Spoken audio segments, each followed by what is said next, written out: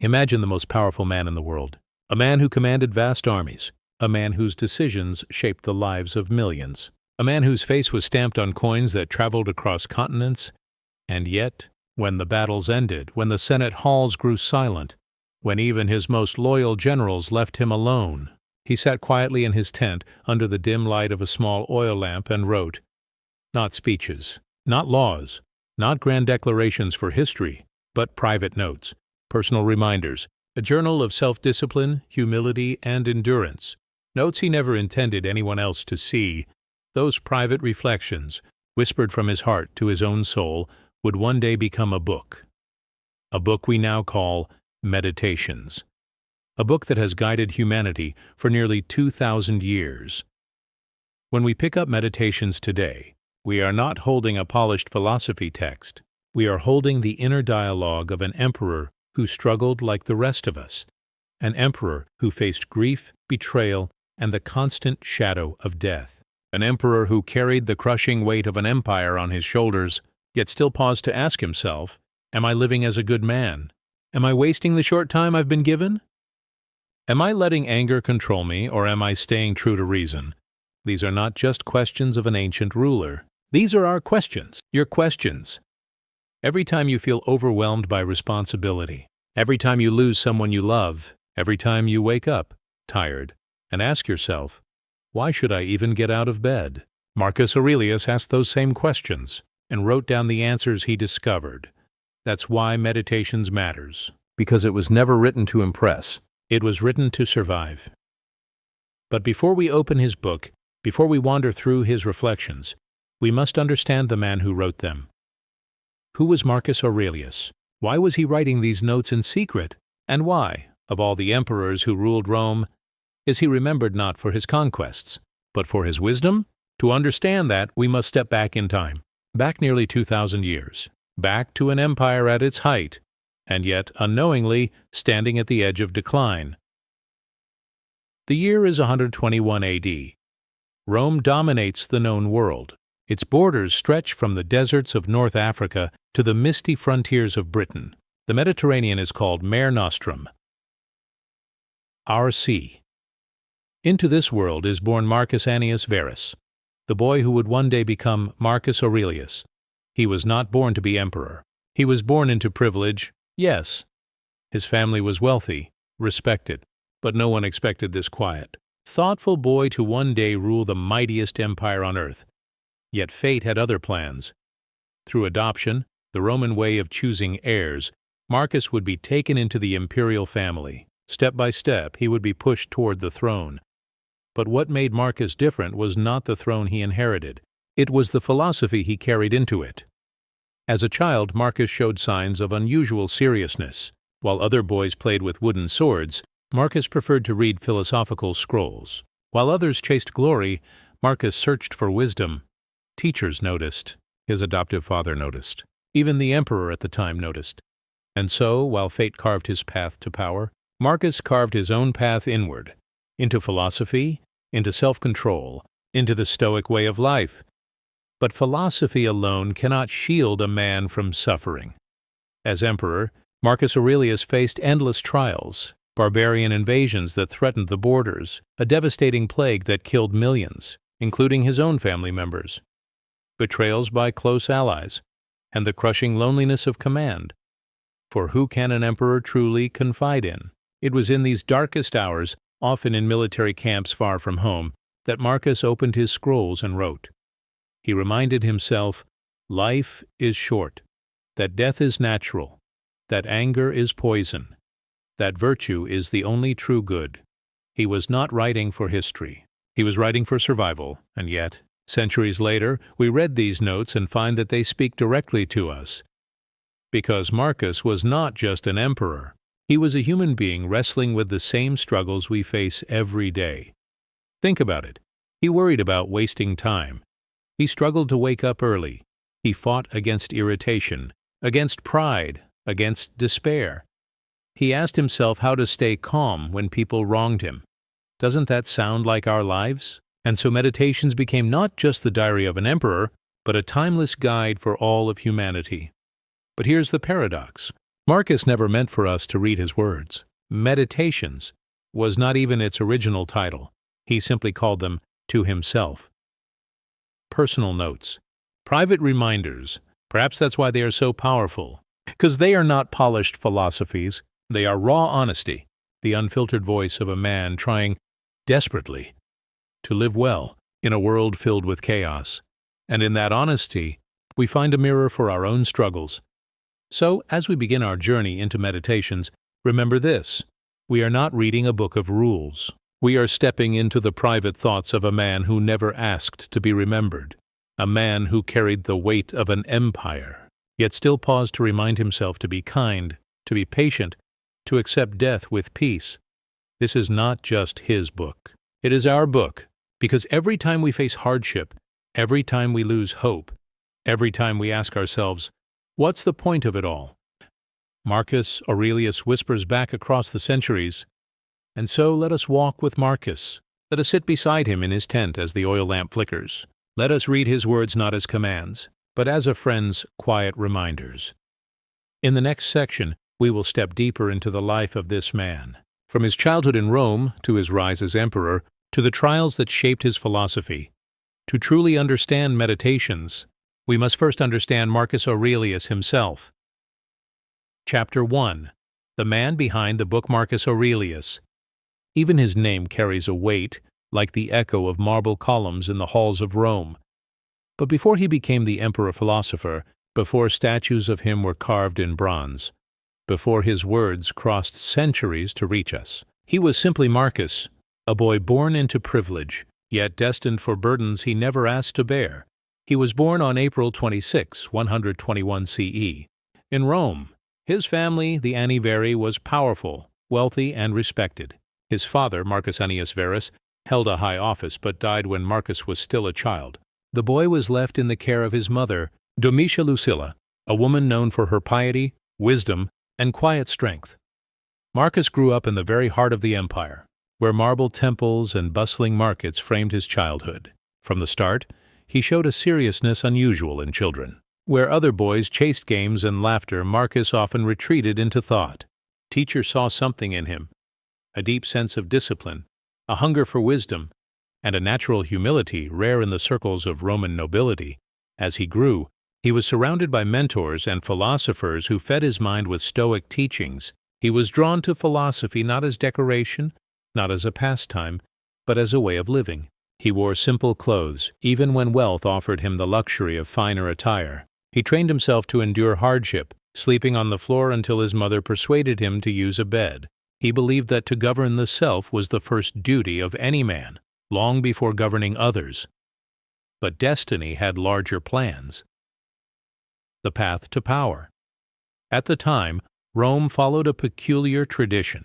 Emperors did not always pass their power to blood heirs. Instead, they often adopted promising young men to be groomed as successors. It was a system of choosing ability over mere inheritance, at least in theory. The reigning emperor Hadrian was aging and childless. He chose Antoninus Pius, a respected senator, as his successor, but with one condition.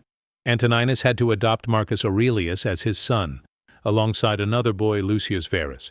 In this way, Marcus was suddenly drawn into the direct line of imperial succession. He was still young, barely in his teens, when the weight of empire began pressing onto his shoulders. From that day, he was no longer just Marcus. He was Marcus, the future ruler of Rome. Did he want it? By all accounts, no. Marcus Aurelius was not ambitious in the ordinary sense. He did not lust for crowns or crave glory. His nature was quiet, reflective, almost reluctant. He would have been content, perhaps, to remain a philosopher, writing in the shadows of libraries. Yet Rome demanded otherwise. The boy philosopher became the adopted son of the emperor, groomed for greatness he never sought. The reluctant emperor, when Antoninus Pius died in 161 CE, Marcus ascended to the throne. He was 40 years old. By then he had spent decades studying philosophy, preparing himself not for power but for self-mastery. Yet suddenly the mightiest empire in the world was his to rule. And here lies the paradox. Marcus Aurelius, the philosopher, became Marcus Aurelius, the emperor. Power and philosophy are rarely companions. One corrupts, the other demands humility. Few in history have balanced both. Marcus tried, he did something remarkable on the very day of his ascension. Instead of ruling alone, he insisted that his adoptive brother, Lucius Verus, share the throne with him. Rome would have 2 emperors. It was an act of humility, almost unheard of. Marcus did not cling to power. He sought to share it, but the empire was not kind to its rulers. The philosopher king, the philosopher Plato, once dreamed of a perfect state ruled by a philosopher king, a ruler who governed not for wealth or conquest, but for wisdom and justice. Many later looked at Marcus Aurelius and said, "Here he is. The philosopher king has come to life." And yet, Marcus would have disagreed. He did not see himself as a wise man, but as a struggling student of philosophy, writing reminders to himself so he would not fail. Marcus didn't write a book for us. He wrote reminders for himself while surrounded by chaos. That chaos came quickly. The wars on the frontier. No sooner had Marcus settled into the purple robes of emperor than Rome's enemies tested its strength. The Parthian Empire, Rome's great rival in the east, rose in rebellion. Lucius Verus, his co-emperor, led the armies, while Marcus remained in Rome to oversee the state. The war dragged on, a costly and bloody affair. Victory came, but with it came a hidden enemy, a plague. Soldiers returning from the east carried with them a disease that swept across the empire. It is now known as the Antonine Plague, one of the deadliest pandemics in ancient history. Millions perished, towns emptied, the empire groaned under its weight. Marcus buried family members. He watched friends fall. He saw the streets of Rome filled with grief. And yet he carried on. The empire demanded strength even when his heart was breaking. Then came new wars. From the north, Germanic tribes pressed into Roman lands. For years Marcus lived not in palaces but in military camps along the Danube frontier. It was here, surrounded by soldiers amid mud and blood, that he wrote many of his reflections. Think of it, an emperor in armor, sleeping in a tent, while scribbling notes to himself about patience, virtue, and the fleeting nature of life. The burden of betrayal. As if wars and plagues were not enough, Marcus also faced betrayal from within. A close ally, Avidius Cassius, a respected general, declared himself emperor in Syria, believing Marcus had died. It was a direct stab in the back. A rebellion from a man Marcus had trusted. When news reached Marcus, he did not rage. He did not thirst for revenge. Instead, he prepared to forgive. His philosophy guided him. Anger is weakness. Vengeance is poison. Before Marcus could confront him, Cassius was killed by his own men. Marcus wept, not with joy but with sorrow. He had hoped to pardon the man who betrayed him. Such was the heart of the philosopher-emperor. The last good emperor historians often refer to Marcus Aurelius as the last of the 5 good emperors. The line began with Nerva, then Trajan, Hadrian, Antoninus Pius, and finally Marcus. After him, Rome would spiral into instability, corruption, and decline. Why the last good emperor? Because Marcus embodied something rare. He ruled with humility, discipline, and virtue. He did not enrich himself at the expense of the people. He did not glorify cruelty. He did not chase personal pleasure while the empire suffered. He saw himself as a servant, not a master, a custodian, not a god. He believed power was a duty, not a prize, and yet even he could not control fate. His struggles, his humanity, for all his wisdom, Marcus was still human. He knew grief intimately. He buried children, several of them, dying young as disease swept Rome. He mourned his wife, Faustina, who had shared his burdens for decades. He endured constant sickness, his own body weakening as years of stress and hardship wore him down. He lived with loneliness, with the crushing isolation of power. Who can an emperor confide in without suspicion or fear? For Marcus, philosophy Wash's most faithful confidant was philosophy. He turned to his journal. He wrote not for history, but for his own soul, the man behind the book. And so we see the man behind Meditations, not a marble statue, not a distant figure on a coin, but a man, fragile, burdened, struggling, yet striving to be good. He did not write to teach. He wrote to remind. He did not write to boast. He wrote to endure. He did not write to us. He wrote to himself. And that is why his words endure, because in his struggle we see our own. In his doubts we find comfort. In his reminders we discover guidance. Marcus Aurelius was the Roman emperor, but he was also a man who woke up tired, who faced betrayal, who buried loved ones, who feared failure, and who fought daily to master himself. That is the man behind the book. And now, as we move deeper into his meditations, we must understand not only what he wrote, but why he wrote it. For every note he left on virtue, on anger, on death, was not theory, it was survival. The survival of a man at the edge of chaos. Chapter 2. The Purpose of Meditations. In the last chapter, we walk through the life of Marcus Aurelius, the reluctant emperor, the philosopher king, the man who faced plagues, wars, and betrayals while trying to hold on to wisdom. Now, we turn to the heart of his legacy, meditations. But here's the paradox. Marcus never wrote meditations for you, for me, or for the future. He didn't sit down to create a grand philosophical treatise. He didn't carefully polish arguments or prepare speeches to impress an audience. Instead, he scribbled notes, reminders to himself, notes on scraps of parchment, words written in the language of philosophy, not the language of empire. So, what was the purpose of this mysterious book? The private nature of meditations. Imagine this: the most powerful man on earth, sitting alone by the flickering light of an oil lamp after long days of ruling an empire. Outside his tent, the sounds of soldiers echo in the distance, or in Rome the murmurs of the Senate chamber still hang in the air. But in that quiet moment, Marcus picks up a stylus and writes, not speeches, not decrees, not plans of war. He writes to himself, no audience, no readers, no applause. That is the first truth about meditations.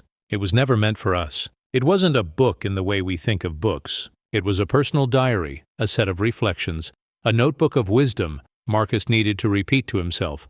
Why? Because even emperors need reminders. Power doesn't free you from weakness. Wealth doesn't eliminate fear. Authority doesn't protect you from temptation. So Marcus wrote. He wrote to anchor himself. He wrote to guard against arrogance, to prepare himself for betrayal, to remind himself that he too was mortal.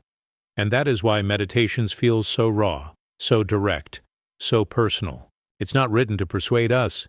It's written to keep Marcus on course.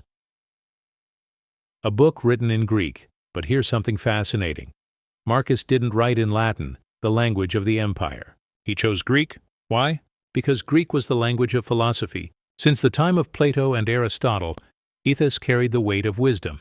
It was the language of Epictetus, whose teachings Marcus absorbed deeply.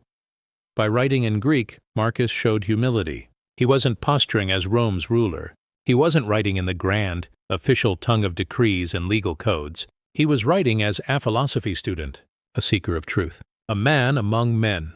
Think about the symbolism of that. The emperor of Rome, the ruler of millions, did not choose the imperial language. He chose the language of learning, as if to remind himself, I may be emperor to others, but I am only a student to wisdom. That humility is part of the book's enduring power. Meditations isn't the voice of a man telling the world what to do. It's the voice of a man trying to guide himself, confessing his struggles, fighting to keep his inner compass steady. The fragile survival of Meditations. And yet, here's the real miracle. This private notebook survived. Marcus didn't publish it. He didn't order copies to be distributed. He didn't even arrange for its preservation. He may not have wanted anyone to read it at all.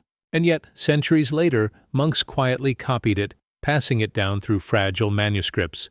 Why? Because they saw in it something worth saving. Picture this: a medieval monastery library in the Middle Ages. The candlelight flickers. A monk leans over parchment, carefully tracing each Greek letter. Outside, kingdoms rise and fall, wars rage, and empires collapse. But inside, one man's private words are preserved. Why preserve them? Because even then, people recognized that Marcus Aurelius wasn't just an emperor. He was a fellow human searching for clarity in the storm of life. His private struggle became a universal one.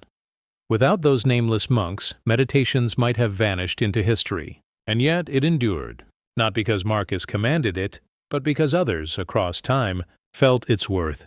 Why we treasure it. And this brings us to the heart of our question. If Marcus never meant for us to read Meditations, why do we still treasure it? The answer is simple: because the honesty of the book is its strength. Think about other works of philosophy. Many are carefully constructed arguments, logical, polished, persuasive. But Marcus's words are different. They are unguarded. They reveal his weaknesses, his doubts, his fears. That vulnerability is what makes the book timeless. Because in Marcus, we don't just see an emperor, we see ourselves. When Marcus writes, "You have power over your mind, not outside events. Realize this, and you will find strength." He isn't lecturing. He's reminding himself. He's whispering a truth he needs to believe in a moment of chaos. And we, centuries later, hear that whisper, and we realize it applies to us too. A manual for the soul. So maybe Meditations wasn't written for us, but it was written for someone. Marcus himself. And that's what makes it so powerful. Because when you read it, it feels less like advice from an emperor and more like notes from a fellow traveler, a companion on the path of life. It's a manual for the soul, not polished, not systematic, but practical, immediate, and real. Every line is a reminder.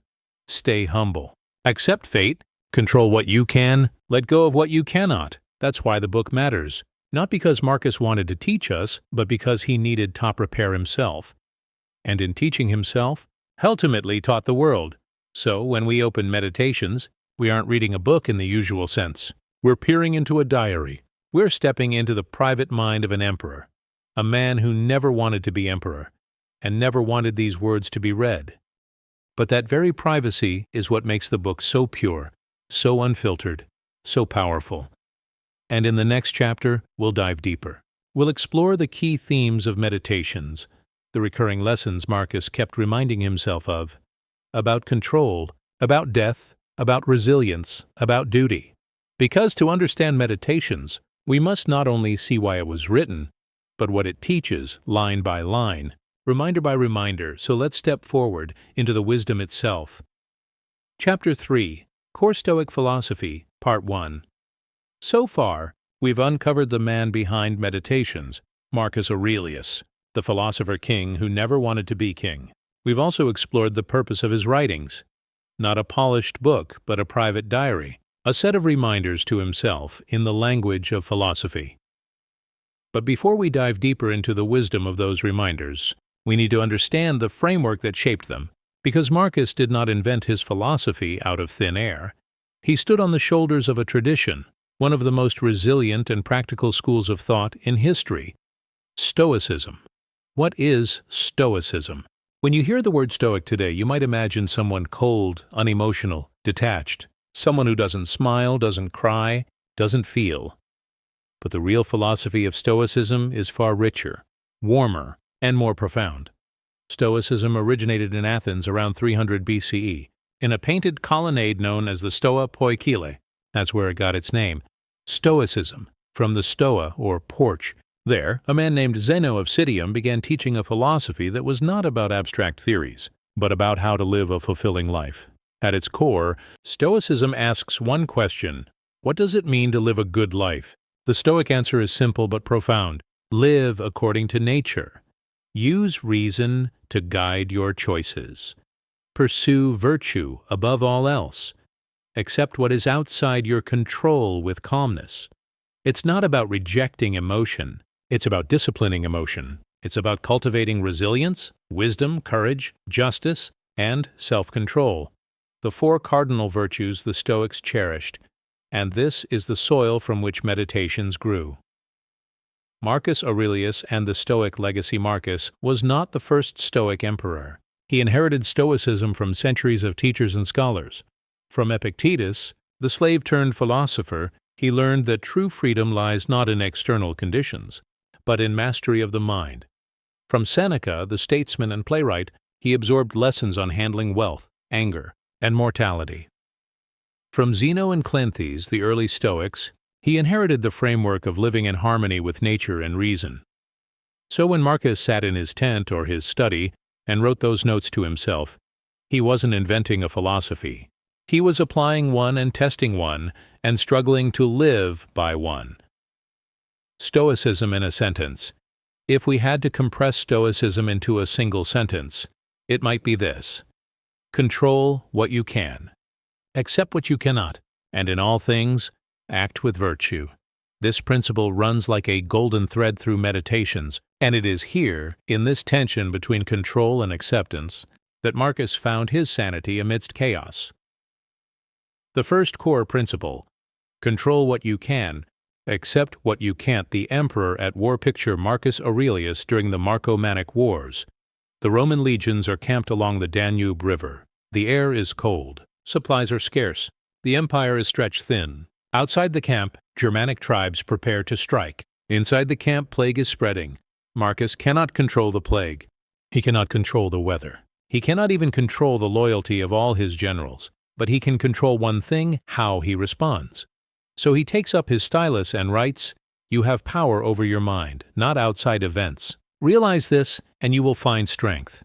This is the essence of Stoicism. The world is chaotic, unpredictable, brutal. But within us lies one unshakable fortress: the mind, which gives us the ability to choose how we interpret and respond. The sphere of control. The Stoics divided life into two spheres. What is within our control? Our thoughts to our judgments, to our choices, to our actions. What is not within our control? Other people, to fortune, health, to wealth, to death. Marcus returns to this again and again in Meditations, because forgetting this division leads to misery. If we fight to control what we cannot, we become frustrated, bitter, and angry. But if we focus only on what is truly ours, our character, our will, our reason, we find peace. A story of the two generals. Let's imagine two generals under Marcus's command. The first general obsesses over the weather. When storms delay the army's march, he curses the gods, grows impatient, and makes rash decisions. The second general accepts the storm. He cannot control the clouds, but he can control his men's morale. So he gathers them around the fire, tells stories, and keeps their spirits strong. Which general lives by Stoicism? The second, because Stoicism is not passive acceptance. It's active focus. It doesn't say do nothing. It says, do the right thing where you have power, and let go of the rest. Modern reflection. The daily storms you and I may not command legions, but we face storms of our own. You can't control whether people like you, but you can control how you treat them.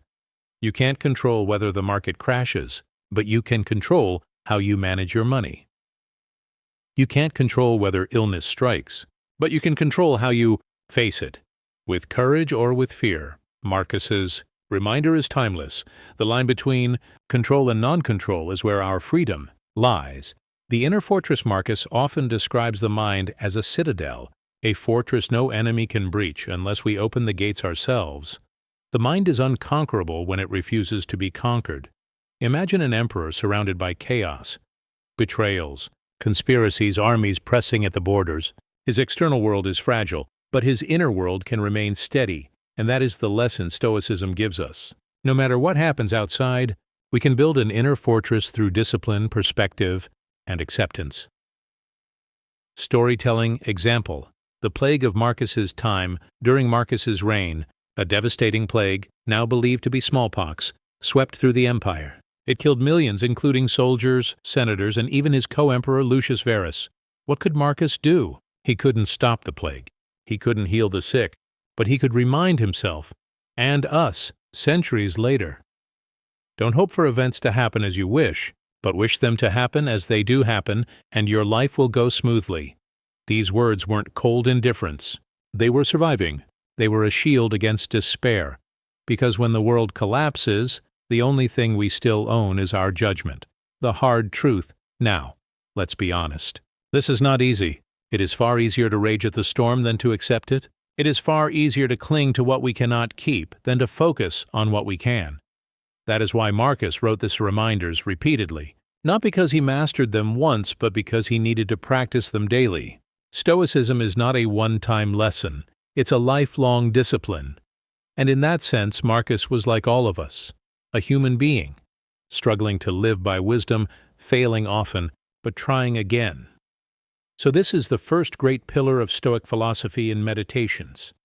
Control what you can. Accept what you cannot. It is the foundation upon which all the other lessons rest. Without this, the rest collapses. With this, everything else becomes possible. But Stoicism goes further. It teaches us not only how to think about control, but also how to live in harmony with nature, how to embrace virtue as the highest good, and how to face death without fear. These are the other pillars we'll now explore. Chapter 3. Core Stoic Philosophy, Part 2. Transition from Part 1. Marcus Aurelius, the emperor who never asked for power, spent his nights reminding himself of one truth: control what you can, accept what you can't. This principle alone could have sustained him through wars, betrayals, and plague. But Stoicism is not just about acceptance. It is about alignment, aligning with the universe, with reason, with virtue, with the natural order of life itself. Marcus's Meditations is more than survival notes. It is a manual for harmony with the deepest rhythms of existence. Living in accordance with nature. The Stoic view of nature, when Marcus writes about nature, he doesn't just mean trees and rivers. He means the grand order of the cosmos. The Stoics viewed the universe as a vast rational organism, where every part, every stone, plant, animal, and human being plays a role in the whole. To live in accordance with nature then means two things. Accept the order of the universe. Trust that events happen as they are meant to, even if we don't understand them. Fulfill your role as a human being. Use reason. Act with justice. Contribute to the common good.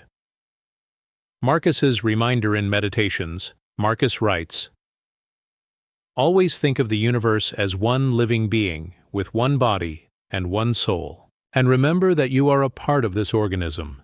For Marcus, this meant seeing himself not as the center of the universe, but as one thread in a vast, interconnected web storytelling. Example: the ant and the hive. Imagine an ant in a colony. The ant has its own body, its own tasks, but it cannot exist without the hive. The hive cannot survive without the ant. Marcus saw humans in the same way. He believed we are made for cooperation. Just as a foot serves the body by walking, just as a hand serves by grasping, we serve the whole by fulfilling our role as rational, social beings. This perspective gave Marcus strength. Even when surrounded by betrayal or loss, he reminded himself, "I am a part of something greater. My duty is to play my part well." Modern reflection: in today's world, living in accordance with nature might mean something simpler. Recognizing we are not separate from life, but participants in it. It means resisting the illusion that happiness comes from endless consumption. It means contributing to family, society, and humanity instead of chasing only personal gain. It means remembering we are part of the natural world, not its conquerors, but its stewards. For Marcus, this principle was not philosophy in the clouds. It was daily medicine. Virtue is the highest good Stoic values. What, then, is the purpose of life? The Stoics answered clearly. The goal is not wealth, not fame, not pleasure. The goal is virtue.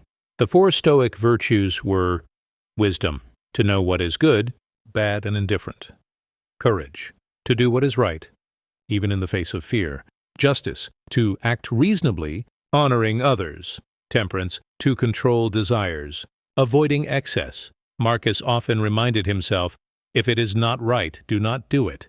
If it is not true, do not say it. The emperor's temptations.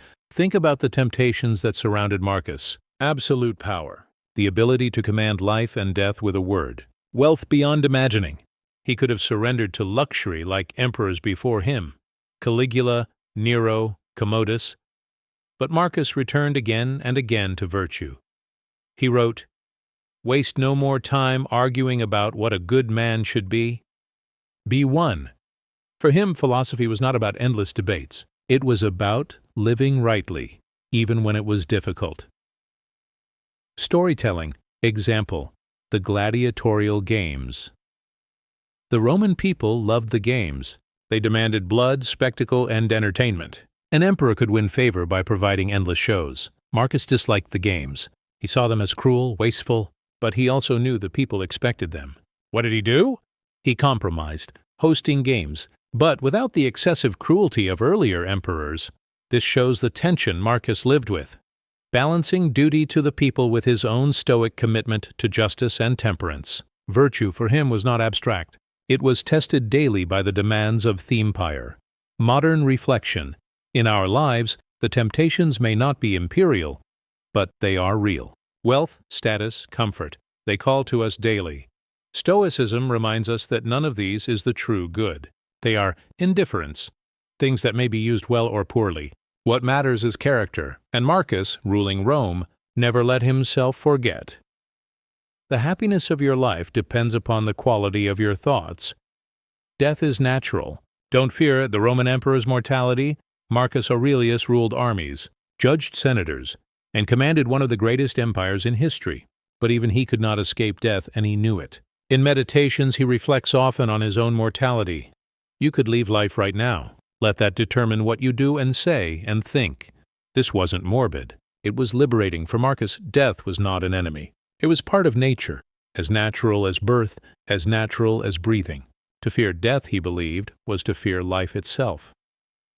Storytelling. Example, the passing of friends. Marcus buried many he loved. His co-emperor Lucius Verus died suddenly. Several of his children died young. Plague carried away friends and allies. Each time, Marcus turned to philosophy. He reminded himself, life is a loan, not a possession. The universe gives, the universe takes. The wise man does not cling desperately, but accepts with dignity. The Stoic practice of memento mori. The Stoics practiced memento mori, a reminder to remember that you must die. This was not meant to depress them, but to sharpen their focus. Knowing that life is short, they wasted less time. They argued less about trivialities. They lived with urgency, with clarity. Marcus's version was simple. Do not act as if you had 10,000 years to live. Death hangs over you. While you live, while it is in your power, be good. Modern reflection, we live in a culture that hides death. We push it away, disguise it, avoid thinking about it. Yet the Stoics saw it as a teacher. Death teaches us gratitude. Every sunrise, every embrace, every word becomes more precious when we know it won't last forever. Death teaches us humility. No matter our power or fame, the earth eventually swallows us all. Death teaches us urgency. If not now, when? Marcus did not fear death because he saw himself as part of nature. Just as leaves fall in autumn, just as rivers flow into the sea, so too do we return to the whole. Pulling the threads together. So let's gather these Stoic pillars. Control what you can, accept what you can't, live in accordance with nature, fulfilling your role as part of a greater whole. Pursue virtue as the highest good, above wealth or pleasure. Accept death as natural, and live each day as if it might be your last. These were not abstract rules for Marcus. They were lifelines. Truths he clung to in the chaos of ruling Rome. And they are lifelines for us too. When the world overwhelms us, when fear or grief presses upon us, Marcus's words still whisper, you are part of nature. You cannot control the storm, but you can control your soul. Be just, be courageous, be wise, be temperate. Live now. And when death comes, welcome it as an old friend. Transition to next chapter. Now that we have the pillars, the foundation of Marcus's Stoicism, we can step inside the book itself, because Meditations is not just philosophy in general. It is Marcus's personal application of these principles, day after day, crisis after crisis. In the next chapter, we'll walk through Meditations as a journey, tracing its sections, its notes, and meditations, and see how this philosophy unfolds in the very words Marcus wrote to himself. Book 1. Gratitude to his teachers, parents, and mentors. Marcus Aurelius begins his meditations not with lofty theories or cosmic reflections, but with gratitude. Before he writes about virtue, death, or fate, he pauses to thank the people who shaped him. In many ways, this first book is Marcus saying, I am not self-made. I stand on the shoulders of others. Gratitude as foundation. Marcus lists those who taught him lessons, his family, his teachers, his mentors. He remembers their virtues, their strengths, and sometimes even their faults, turning them into lessons for himself. For example, he thanks his grandfather for teaching him gentleness. He thanks his mother for her piety and generosity. He thanks one of his teachers, Junius Rusticus, for introducing him to philosophy and to the writings of Epictetus. Marcus even thanks the gods, not for giving him power, but for sparing him from certain vices, for guiding him to wise teachers, for keeping him away from corruption. A quote to remember one of the striking reminders in Book 1 is this: "From my grandfather Varus, I learned good morals and the government of my temper. From my mother, piety and beneficence, and abstinence not only from evil deeds, but even from evil thoughts."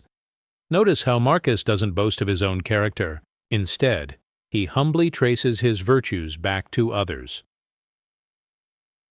Storytelling.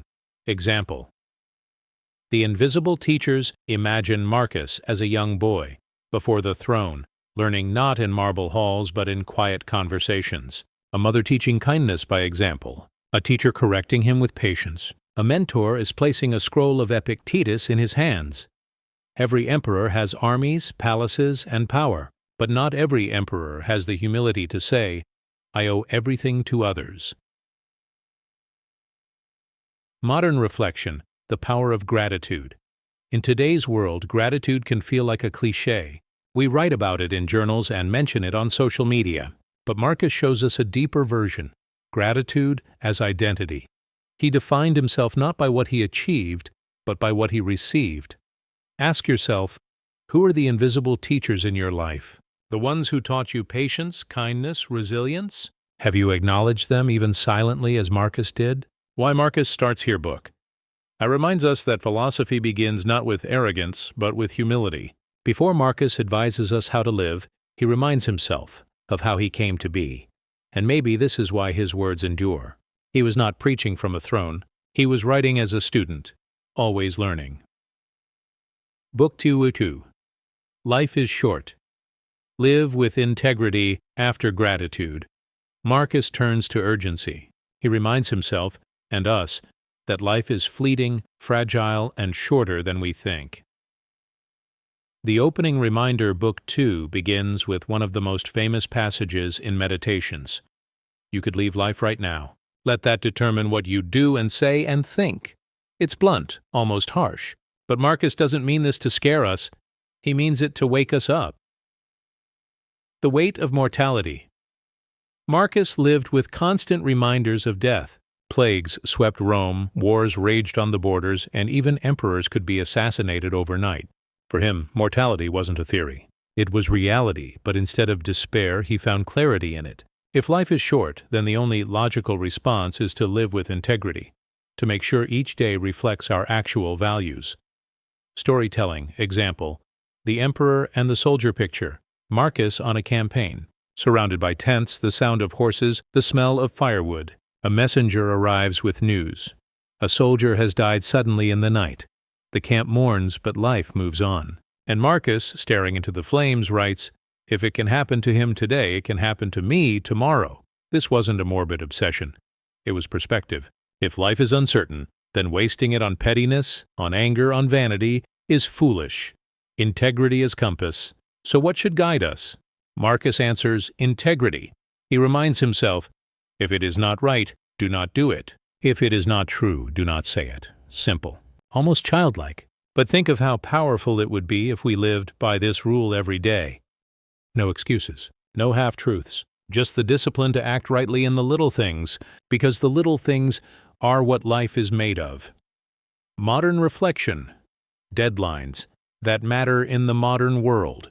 We often obsess over deadlines, from work projects and school exams to financial goals. But Marcus shifts our focus to the only deadline that truly matters: death. Imagine if you knew your time was shorter than you thought. Would you still waste hours scrolling, arguing, and envying? Or would you choose patience, courage, honesty, kindness? That's the urgency Marcus carried with him. Not panic, but clarity. A clear formula for living. Marcus gives us a formula. Life is short. Death is inevitable. Therefore, live with virtue now, not tomorrow, not when it's convenient. Now, Book 2 is Marcus's wake-up call. Every breath is borrowed. Every choice is a chance to live with integrity, and integrity, he insists, is the one thing death cannot take away. Book 3. Don't be distracted. Focus on duty. If Book 2 was a wake-up call about the shortness of life, Book 3 is Marcus tightening the focus. Don't let yourself be pulled in every direction. Do your duty. Stay on the path. The danger of distraction, Marcus writes, do not waste the remainder of your life in thoughts about others when you do not refer your thoughts to some object of common utility. He warns against gossip, jealousy, and worrying about what others think. Every moment wasted on such things is a moment stolen from the work we were born to do. For Marcus, distraction wasn't just idle chatter, it was betrayal. Betrayal of his duty as emperor and betrayal of himself. Storytelling. Example: a day in the emperor's court. Imagine the imperial palace. Courtiers whispering, politicians scheming, generals demanding more resources, 1,000 voices pulling Marcus in 1,000 directions. But in his notebook he insists, if it is not necessary, do not do it. If it is not true, do not say it. If it is not your duty, do not think it. That was his shield against the noise. Duty as anchor. So, what does duty mean? For Marcus, it wasn't just being emperor. Duty was living in accordance with nature, using reason, serving others, fulfilling his role in the cosmic order. He writes, at dawn, when you have trouble getting out of bed, tell yourself, I am rising to do the work of a human being. Even an emperor struggled with the snooze button of his time, but his reminder is timeless. You were born for work, for service, for contribution. Modern reflection. Our distractions today. Our distractions aren't senators and soldiers, they're notifications, endless feeds, and constant comparison. Marcus's advice hits even harder now. Don't waste your life on what doesn't matter. Focus on your work, your craft, your values. Storytelling. Example: the archer think of life like an archer with a target. If the archer keeps looking left and right, what the crowd thinks, what other archers are doing, he'll miss. Only by locking his eyes on the target can he hit it. Marcus's target was duty. Ours might be purpose, family, or meaningful work. Whatever it is, the principle is the same. Stop scattering your aim. Integrity, P+. Duty. Focused, Lifebook Sheet 2 told us that integrity is essential. Book 3 adds that integrity must be paired with focus. A good life is not just about being good, but about being good in action. Doing what is yours to do, without being blown around by every wind of distraction. Book 3 reminds us, the world is noisy, but our duty is clear. Focus on it. Protect it. Live it. Book 4. Nature Cycles of Life. If Book 2 told us life is short, and Book 3 warned us against distraction, Book 4 widens the lens. Marcus steps back to see life not just from his own perspective, but from the perspective of nature itself. The wisdom of nature, Marcus writes, constantly regard the universe as one living being, having one substance and one soul, and observe how all things have reference to one perception, the perception of this one living being. In other words, we are all part of a vast living organism. Just as a hand serves the body, each of us serves the whole. To fight nature's cycles is to fight ourselves. Storytelling example. The river Marcus often compares life to a river. The water flows, sometimes calmly, sometimes violently, but it never stops. Leaves fall in, animals drink, children play by the banks, yet the river carries on. Life is like that. Birth and death, joy and sorrow, victories and losses, they're all currents in the stream. Resisting them only exhausts us. Accepting them allows us to float with dignity. Cycles of change, Marcus reminds himself. Everything changes and is in flux. You yourself are in continuous transformation, and so is the whole universe. The seasons change, empires rise and fall, even stars are born and die. Why then do we cling so desperately to permanence? For Marcus, recognizing change was liberating. If everything changes, then loss is not a tragedy, but simply a transition. Modern reflection. Accepting impermanence. In our world, we struggle with impermanence, from jobs and relationships to our own bodies. We want things to stay the same. But Marcus would ask, why? If leaves didn't fall, there would be no spring. If old ideas didn't die, new discoveries couldn't be born. When we see ourselves as part of nature's rhythm, we stop fearing change. We start flowing with it. The lesson of death in the cycle 1 of Marcus's most repeated reminders in Book 4 is about death, not as doom, but as nature's law. Do not act as if you were going to live 10,000 years. Death hangs over you. While you live, while it is in your power, be good. Death, like winter, is part of the cycle, and just as winter makes spring more beautiful, death gives life its urgency. Storytelling. Example, the falling leaf. Imagine Marcus walking through the palace gardens in autumn. He bends to pick up a leaf, brown and brittle. He turns it in his hand and writes later, "The leaf falls, and so must I." But he doesn't despair. The leaf nourishes the soil, which in turn feeds the tree, allowing it to grow new leaves. Death feeds life. Nothing is wasted in nature's cycle. Living in harmony. So how should we live in light of this? Marcus says, live in harmony with nature. Don't resist it. Don't resent it. Flow with it. When it's time to work, work. When it's time to rest, rest. When it's time to die, accept it as naturally as you accepted being born. Book 4 is Marcus's hymn to nature. It tells us, you are a part of the whole, a single note in the great symphony of life. Don't resist the music. Play your part, then let the following note take its place. Book Fee, rise early. Do your work. After meditating on nature and cycles of life in Book 4, Marcus turns practical again in Book Fee. Here, he speaks to himself like a stern mentor, almost scolding himself, reminding himself of his duty, starting with the most challenging task of all, getting out of bed.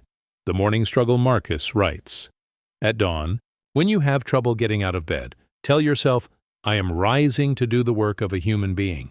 Why then am I dissatisfied if I am going to do what I was born for? Yes, even the Emperor of Rome struggled to get up in the morning. But unlike us, he didn't excuse it. He confronted it head-on. The call to duty for Marcus, waking up, wasn't about productivity hacks or alarm clocks. It was about duty. He believed human beings were born to work, to serve, to use their reason and virtues for the good of the community. So when he dragged himself from bed, he reminded himself, you were not born for pleasure. You were born for duty. Storytelling example, the Emperor at Dawn picture. Marcus in a military camp, winter winds biting, soldiers shivering, the fire nearly out. He could stay in his warm tent. No one would blame him, but he rises early because he believes an emperor should endure what his soldiers endure. If they can face hardship, so must he. That discipline made him not just a ruler, but a leader. Work as human nature. Marcus insists that work is not punishment. It is our nature. In the morning when you arise unwillingly, let this thought be present. I am rising to the work of a human being. Just as a bee makes honey or a vine bears grapes, we were made to use reason, to act with justice, to serve. Refusing to do our work is like a bee refusing to fly. It betrays our own nature. Modern reflection. Our morning struggles, we know the feeling too well. Snoozing alarms, scrolling phones, waiting until the last minute. But Marcus would say, you are wasting the most precious thing you have, time. The modern world tempts us to comfort, but comfort, if worshipped, robs us of purpose. Storytelling. Example, the worker and the king. Imagine a farmer rising at dawn to tend his fields faithfully. His work feeds his family, his neighbors, and his city. Now imagine a king who stays in bed, neglecting his duties, living only for pleasure.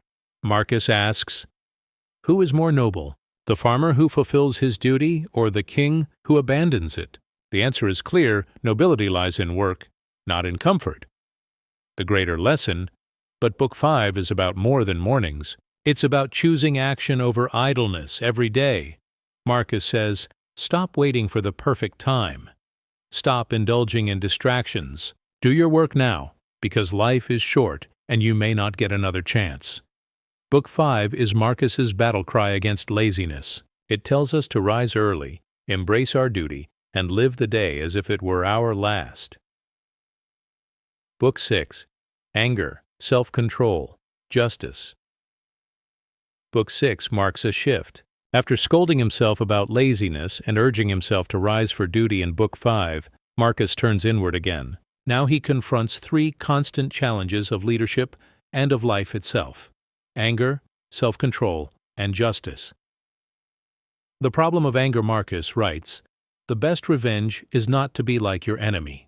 As emperor, Marcus faced betrayal, slander, and rebellion. Anger would have been easy, but he knew anger is fire. It burns the one who carries it most of all.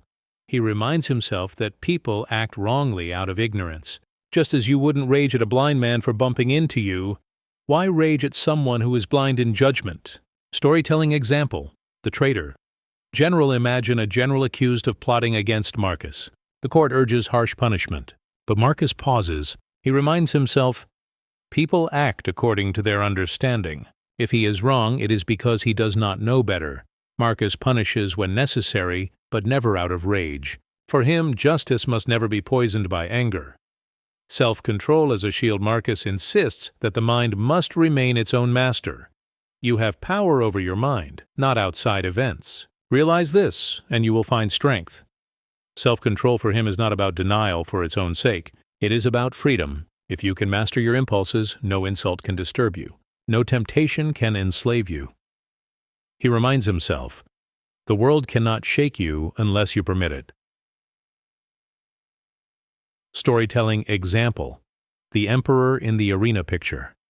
Marcus at the gladiatorial games. The crowd roars for blood, demanding more violence. The emperor, however, sits calm, detached, refusing to be swept up by the frenzy. His self-control allows him to act not as the crowd demands, but as reason dictates. Justice, the emperor's guiding star for Marcus, justice is the highest virtue in public life. He writes, "What is not good for the beehive cannot be good for the bee." This single line reveals his philosophy of justice. Just as a bee cannot thrive if the hive is destroyed, no individual can truly flourish unless society flourishes. Thus, justice meant more than law. It meant working for the greater good, resisting corruption, and protecting the vulnerable. Modern reflection: our daily anger and justice. We are not emperors, but we face anger every day. Traffic, arguments, unfair bosses, online insults. Marcus tells us, step back, master yourself. Don't let the world dictate your state of mind. And justice? It's not just for emperors either. Every decision we make in family, at work, in community can serve the hive or harm it. The choice is always before us. The Triple Discipline Book 6 weaves these three lessons into one. Anger must be dissolved by understanding. Self-control must guard the mind against chaos. Justice must guide all actions for the common good. Together, they form the armor of a Stoic ruler and of anyone who wants to live with strength and dignity. Book 6 teaches, the strongest person is not the one who conquers cities, but the one who conquers himself. Book 7, Death and Fate. By the time Marcus reaches Book 7, his tone grows heavier, more somber. Here he circles back again and again to two unavoidable realities: death and fate. Death as a companion, Marcus writes, "It is not death that a man should fear, but he should fear never beginning to live." He does not deny that death is inevitable. Instead, he questions whether we have truly lived before it arrives. Every page in Book 7 is a meditation on this fact. We walk with death beside us at all times. The only tragedy is not death itself, but a life wasted in fear, distraction, or vice. Storytelling. Example: the fallen soldier. Imagine Marcus on campaign, hearing that a young soldier has died suddenly, struck by fever, gone overnight. The soldier's dreams, hopes, laughter, all vanished in an instant. Marcus does not write to mourn him, but to remind himself, this is natural. This is what awaits me too. The question is, am I living well before my own turn comes? Fate and the flow of the universe alongside death. Marcus reflects deeply on fate. He writes, whatever the universal nature assigns to any man at any time is for the good of that man at that time. For him, fate was not cruel or random. It was simply the order of the cosmos, the natural unfolding of events, like the rising of the sun or the changing of seasons. To resist fate is to resist nature itself. Acceptance, therefore, is the key to peace. Storytelling example, the plague in Rome. During Marcus's reign, the Antonine Plague devastated the empire, killing millions. People cursed the gods, demanded answers, but Marcus accepted it as part of the natural order. He could not stop the plague, but he could act justly within it, offering aid, organizing relief, and reminding himself that even emperors are not spared from fate. Modern reflection. Our fear of death today? We hide death from view. Hospitals, cosmetics, endless distractions, all to avoid facing mortality. But Marcus would shake his head. He would say, "Face it. Accept it, let it sharpen you. Death is not the enemy. Wasted life is and fate? We rage at the unfairness of events, accidents, failures, betrayals. Marcus would remind us, we cannot control the cards, only how we play them." The Discipline of Acceptance Book 7 calls us to adopt 2 disciplines. Live each day as if it were your last, not in indulgence, but in integrity. Accept fate without bitterness. Trust that what comes is part of a greater order, even if we do not see it. Book 7 leaves us with this. Death is natural. Fate is unshakable. What matters is not how long we live, but how nobly we live within the time given. Book 8. Simplicity and humility after wrestling with death and fate in Book 7. Marcus turns to another danger, not external enemies but internal ones, vanity and excess. Book 8 serves as a reminder to himself that true greatness lies in simplicity, humility, and staying close to what is natural. The trap of vanity. Marcus warns, do not waste what remains of your life in speculating about your neighbors, unless with a view to some mutual benefit. Here, his concern isn't just gossip, it's pride, the constant need to appear important, clever, or admired. For an emperor, the temptation to vanity was everywhere. Yet Marcus reminds himself, pride is empty, because fame dies as quickly as the body. Storytelling example, the emperor's robes picture. Marcus entering the Senate, wrapped in imperial purple, every senator bowing low. The hall echoes with reverence, but when he returns to his chambers at night, he strips off the robes and sees the same fragile body underneath. Purple cloth cannot make a man wise, nor can titles make him good. Humility begins with this truth. Beneath the roles and costumes, we are all the same. The beauty of simplicity. Marcus insists very little is needed for a happy life. It is all within yourself, in your way of thinking. A simple meal, a warm cloak, a clear conscience. These are riches enough. Excess distracts, indulgence enslaves. For Marcus, simplicity wasn't poverty. It was freedom. Freedom from chasing what doesn't matter, so you can focus on what does. Storytelling example. The emperor at the campfire. Imagine Marcus on campaign, sitting by a soldier's campfire, eating bread and onions, chuckling with his men. No marble halls, no golden plates, just the warmth of fire and fellowship. Later in his journal, he reminds himself, happiness is found here, not in luxury. The body needs little, the soul needs even less. Modern reflection. The noise of excess. In today's world, we are drowning in more. More gadgets, more attention, more likes, more recognition.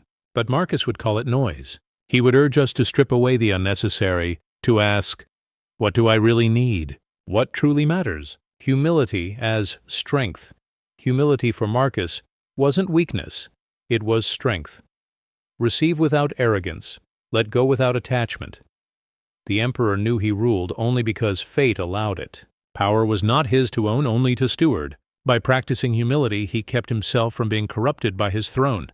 And for us, humility keeps us human. It makes us learners instead of know-it-alls, servants instead of tyrants, steady souls instead of fragile egos. The core of Book 8. Marcus ties it all together. Live simply. Walk humbly and measure yourself not by status or wealth, but by whether you are living in accordance with nature and virtue. Book 8 whispers this truth. Strip away the excess. Shun vanity. Greatness lies not in being admired, but in being simple, humble, and accurate. Book 9. Compassion, even for wrongdoers. After teaching himself humility and simplicity in Book 8, Marcus, in Book 9, confronts one of the most complex tests of the human spirit: how to respond to those who wrong us. The universal struggle, Marcus writes, "When you wake up in the morning, tell yourself, the people I deal with today will be meddling, ungrateful, arrogant, dishonest, jealous, and surly. But none of them can harm me." This isn't pessimism. It's preparation. He reminds himself, human beings are flawed, but they are still part of the same whole. To hate them is to hate yourself. The Stoic view of wrongdoing for Marcus. Wrongdoers are not evil monsters. They are ignorant souls acting from weakness, passion, or misunderstanding. He compares them to people who stumble in the dark. Should we hate blind people for not being able to see? Or pity them and guide them if we can? Storytelling example. The betrayal in court. Imagine a senator secretly plotting against Marcus, spreading lies to weaken him. Rage would be natural.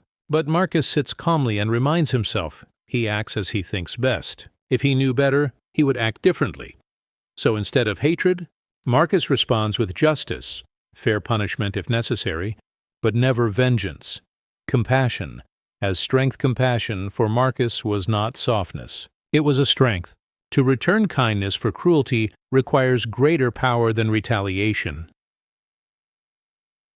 He writes, "The best way of avenging yourself is not to become like the wrongdoer. In other words, don't mirror the vice you despise. Choose virtue instead."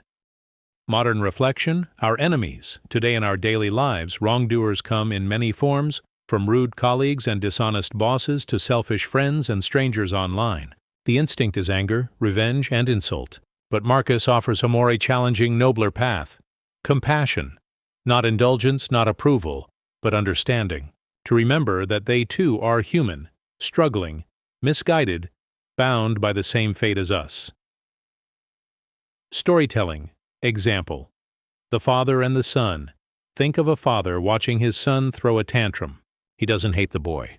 He understands the boy's ignorance and guides him with patience. Marcus tells us to treat wrongdoers the same way, not as enemies, but as brothers stumbling toward reason. The deeper lesson of Book 9 Marcus circles back to his central Stoic belief. We are all citizens of one universe. To hate another is to harm the whole. Compassion, even for wrongdoers, is not only moral, it is rational. Book 9 challenges us. The measure of your strength is not how you treat your friends, but how you respond to those who harm you. Book 9. Compassion. Even for wrongdoers, Marcus Aurelius begins this section with a challenging but necessary truth. People will wrong you. They will lie, cheat, insult, or hurt you, sometimes deliberately, sometimes out of ignorance. But instead of meeting fire with fire, Marcus urges compassion. He reminds himself, when someone wrongs you, they act according to what they believe is right. If they knew better, they would not do it. This isn't Marcus excusing injustice. As emperor, he couldn't simply forgive every crime. He had to rule, to discipline, to protect Rome. But on a personal level, his practice was to understand before condemning. It's the difference between hating the disease and hating the person suffering from it. Stoics believed wrongdoing comes from a sickness of the soul, a blindness to virtue. Should we despise the blind for not being able to see, or pity them and guide them gently? Think about daily life. Someone cuts you off in traffic. A coworker spreads gossip. A family member lashes out. The instinctive reaction is anger. How dare they? But Marcus flips the perspective. What pain, ignorance, or fear might be driving them? If you saw their whole story, the sleepless nights, the disappointments, the concern, you might respond differently. Not with rage, but with pity or even love. One story makes this come alive. Imagine a soldier who deserts his post out of fear. To the army, it's betrayal.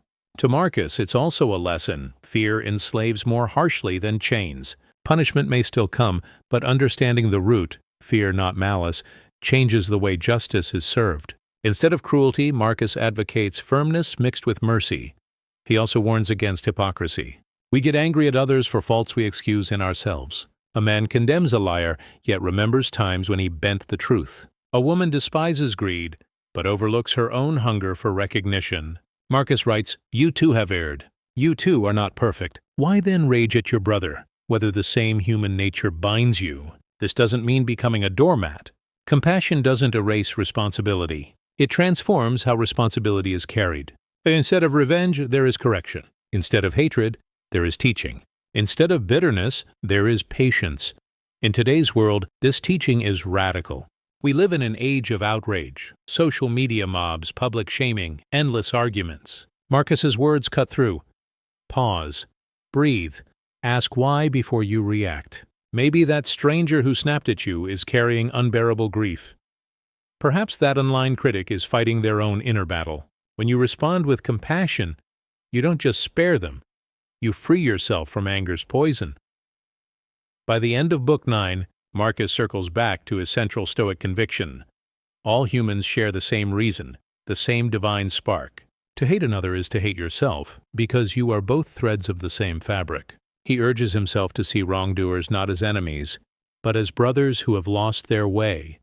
And perhaps that is the most significant test of philosophy.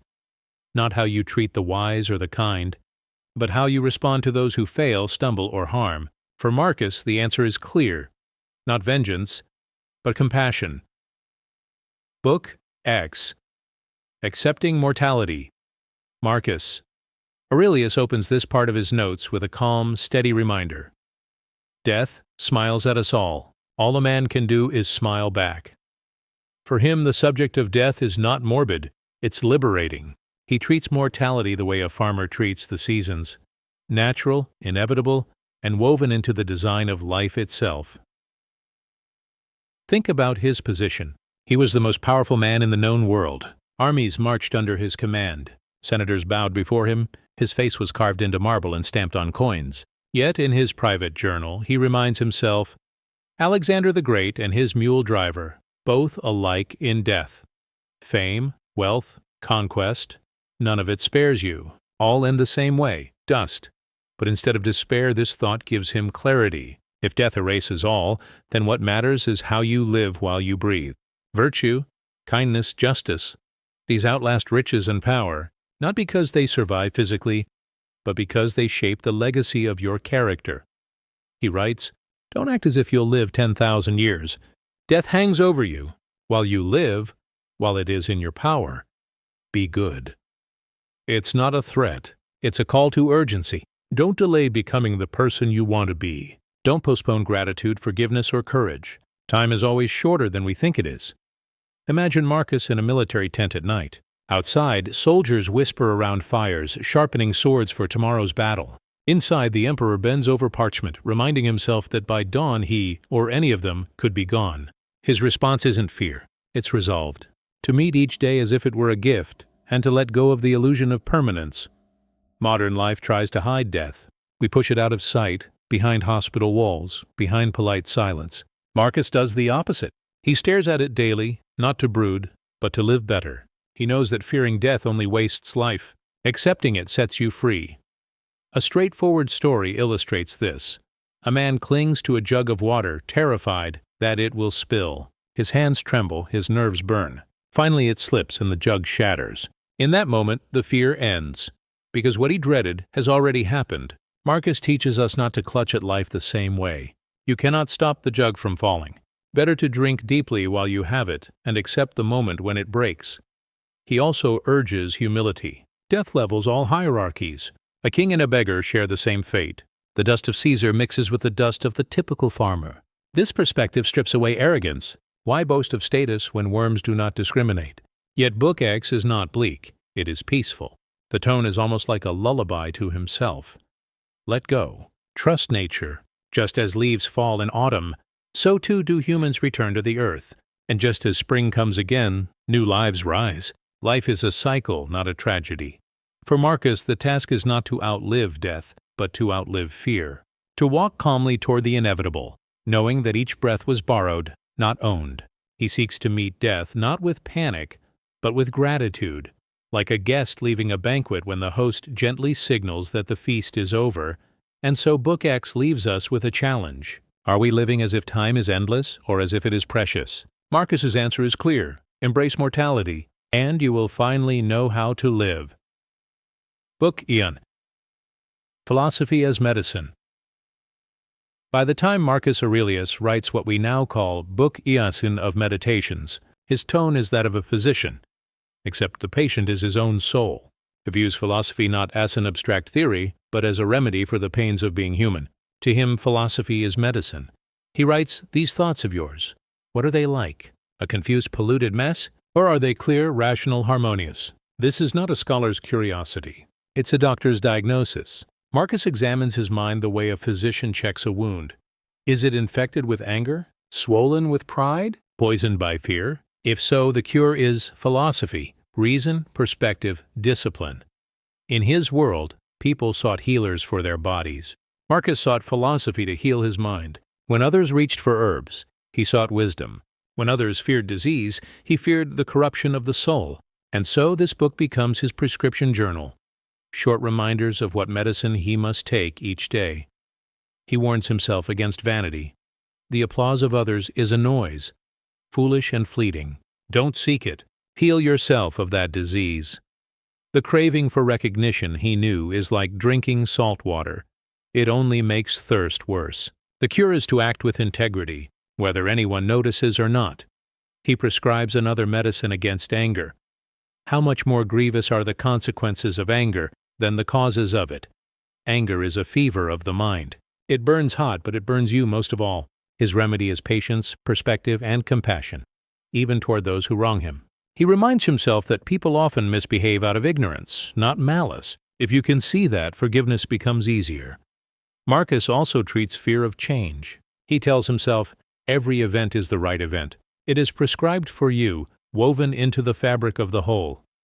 Like a doctor prescribing a bitter herb that ultimately heals, he sees fate's hardships as medicine for the soul.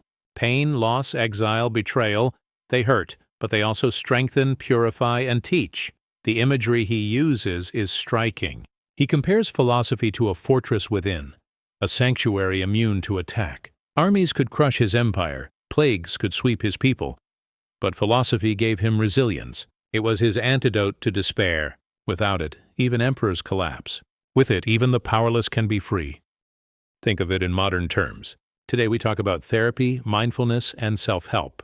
Marcus was practicing all of this, but with the Stoic scalpel. When the world overwhelmed him, he didn't run away. He prescribed himself a treatment, a verse, a reminder, a recentering thought. He turned to philosophy not as a decoration for the mind, but as medicine for survival. And like any good physician, he warns of relapses. Healing is not a one-time event. It requires daily practice. Just as the body needs food every day, the mind needs philosophy every day. Neglect it, and the illness of pride, fear, or anger will return. Near the end of Book 15, his voice softens. He tells himself, "You have power over your mind, not outside events. Realize this, and you will find strength." This is his ultimate prescription. Control your thoughts, and the rest will follow.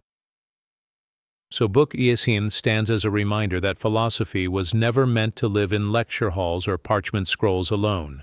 For Marcus it was medicine.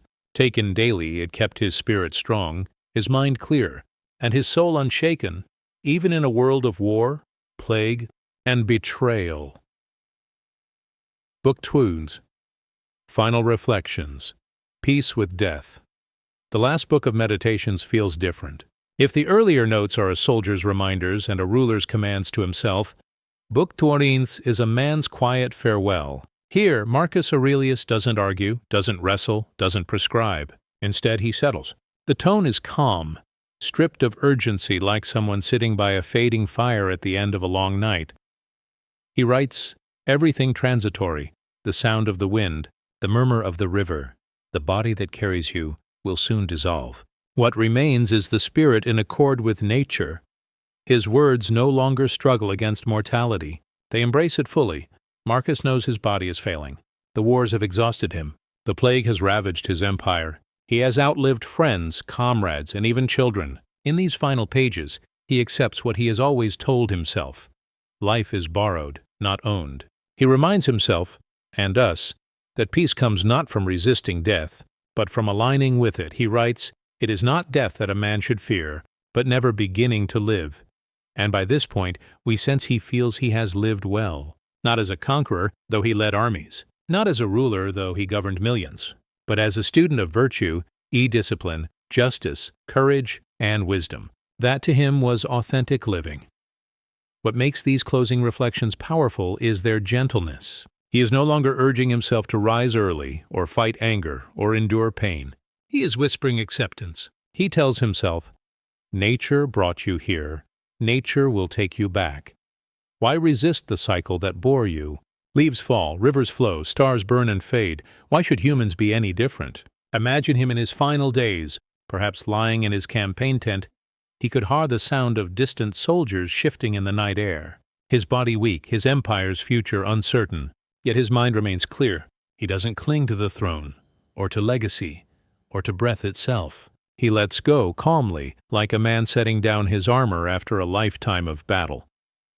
Book 13 closes with lines that read like a benediction. Be like a rock on which waves crash. It stands unmoved, and the raging of the sea falls still around it.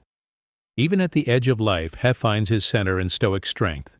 The storm may take his body, but not his peace. And so the meditations end, not with triumph, but with serenity. They are not the words of a man who conquered the world, but of a man who conquered himself. That is why, 2,000 years later, we still turn to his notes, because they are not about Rome or power or even Marcus Aurelius himself. They are about the human condition, how to live, how to endure, and finally, how to die with peace. Book 13 leaves us with one last, quiet challenge. Will we spend our days chasing applause, possessions, and illusions? Or will we, like Marcus, learn the or profound lesson that life is short, virtue is lasting, and peace comes when we accept the cycle of nature? For Marcus Aurelius, the answer was clear. He walked into death not as an enemy, but as an old friend. And so we arrive at the end of Meditations. 12 books, 12 windows into the mind of a man who ruled an empire, yet spent his nights writing to himself, not to boast, not to instruct, but to remember how to be human. We began with gratitude, as Marcus honored those who shaped his character. We walked with him through reminders of life's brevity, through warnings against anger, through his insistence on humility, compassion, and courage. We saw him struggle against chaos, wars, plagues, betrayals, armed not with swords, but with philosophy. We watched him prescribe reason as medicine, urging himself to live in accordance with nature. And finally, we heard his voice soften into acceptance as he made peace with mortality. The power of meditation lies in its honesty. This was never meant to be a public book. Marcus did not polish his words for readers, nor weave arguments for schools of philosophy. These were private notes, a man's journal to steady himself against the storms of life. And yet in that rawness we find its universal truth. Why does it matter today?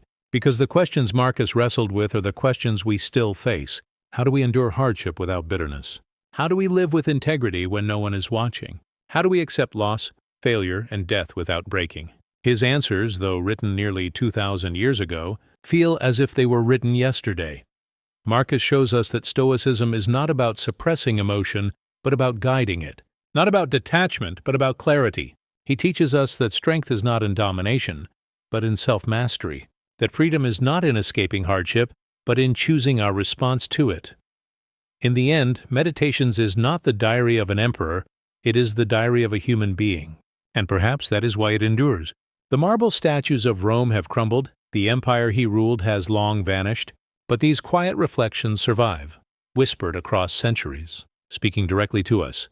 If Marcus Aurelius were here today, he would not tell us to worship him or even to follow him. He would tell us, as he told himself, waste no more time arguing about what a good man should be. Be one. That is the challenge he leaves us with, not to admire Stoicism from afar, but to practice it in the small, daily choices of life. To rise each morning with purpose, to meet hardship with patience, to live with virtue, no matter the cost, to face death, when it comes, with calm gratitude. So as we close this journey through the Meditations, let us remember, philosophy was Marcus's compass, his medicine, his anchor. It can be ours too. His empire has faded, but his wisdom remains, a gift from a man who, though he never meant for us to read his notes, left behind one of the most profound guidebooks for life ever written. And maybe, just maybe, that is the greatest lesson of all, that the most actual power is not ruling millions, but ruling oneself. Chapter 5. Marcus Aurelius the man versus the philosopher. Imagine the paradox. The man who sat on the throne of the most powerful empire on earth, commanding legions and controlling vast wealth, had his words shape the lives of millions. Yet, he was also the same man who sat alone at night, scribbling reminders to himself about humility, discipline, and the fleeting nature of power. This is the strange beauty of Marcus Aurelius. On one hand, he was emperor, master of Rome, the final voice in matters of law, war, and judgment. On the other, he was philosopher, a student of reason, a servant of virtue, a man trying to master himself more than others. That paradox, emperor and philosopher, creates a tension that makes meditations so human, so lasting. Because here's the truth. Marcus did not always live up to the ideals he wrote down. He preached humility, yet he ruled as an absolute sovereign. He preached compassion, yet his reign saw wars he could not stop, persecutions he did not prevent, and decisions that cost thousands their lives. He tried to be just, but history reminds us that even philosopher kings are bound by human flaws. The emperor's shadow. When we imagine Marcus as emperor, we often picture him as the last good emperor, the noble ruler who lived by Stoic values. But the reality was darker, harsher, more complicated. During his reign, Christians were persecuted. Roman records tell us of executions, of believers thrown to beasts in arenas, of punishments carried out in the name of maintaining order. Was Marcus personally behind this? Historians disagree. Some say he allowed it passively. Others argue he sanctioned it. What is clear is this. While Marcus wrote in his private notes about compassion and reason, people under his rule still suffered. The philosopher did not, or perhaps could not, extend his Stoic mercy to all. Then there were the wars. Marcus spent most of his reign on the frontiers, not in the marble halls of Rome, but in military camps, battling Germanic tribes. For decades, Rome was at war, draining the empire's resources, consuming lives. Marcus did not seek war, but he could not end it. He wanted peace, yet he signed death orders. He dreamed of justice, yet he commanded legions to slaughter. And then there was the plague, the Antonine plague that ravaged the empire during his reign, killing millions. The philosopher-emperor could not reason it away, could not order it gone. He could only endure, watch, and remind himself not to despair in the face of forces beyond his control. This is where the paradox cuts sharpest. The man who ruled the known world could not rule fate. The emperor who commanded armies could not command life itself. The philosopher's response. So what did Marcus do? He turned inward. He used philosophy as his refuge, his compass. He could not end all wars. He could not save every life. He could not prevent injustice. But he could govern himself, his own thoughts, his own actions, his own responses. And this is what makes meditations powerful. Imagine if Marcus had been perfect. Imagine if he had lived without failure, without contradiction. Would his words touch us the same way? Probably not. Perfection is unrelatable. It's his humanity that lends weight to his words' weight. When Marcus writes, "Do not waste the rest of your life imagining what a good man is." B1, we hear the struggle. He is not boasting. He is reminding himself, because he knows how easy it is, even for emperors, to fall short.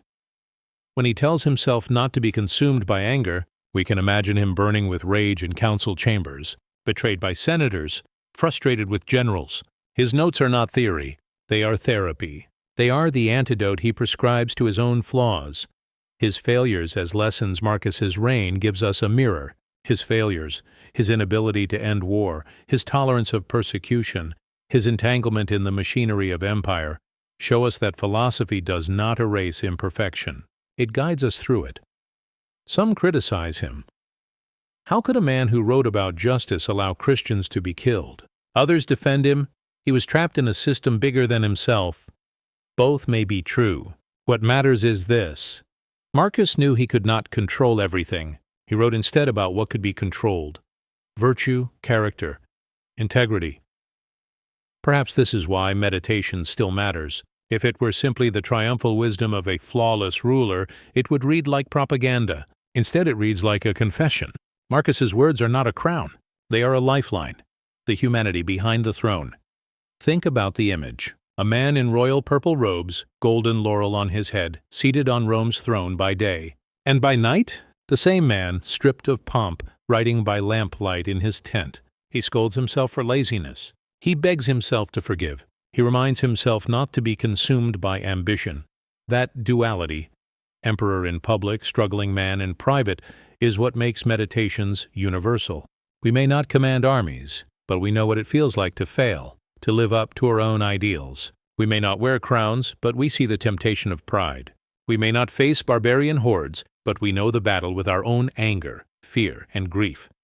Marcus's writings tell us, even the most powerful man in the world was human. Even he wrestled with himself. And if he could struggle and still strive for virtue, so can we. The hook that lasts. The emperor who ruled the world couldn't rule fate, and he accepted that. That is the heart of Marcus Aurelius. That is why his paradox endures. He reminds us that no power, no wealth, no army, no throne can protect us from death, failure, or suffering.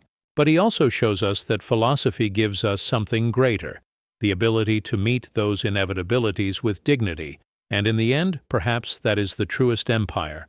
Not the empire of Rome, which crumbled, but the empire of the soul, which lives on in his words, carried across centuries.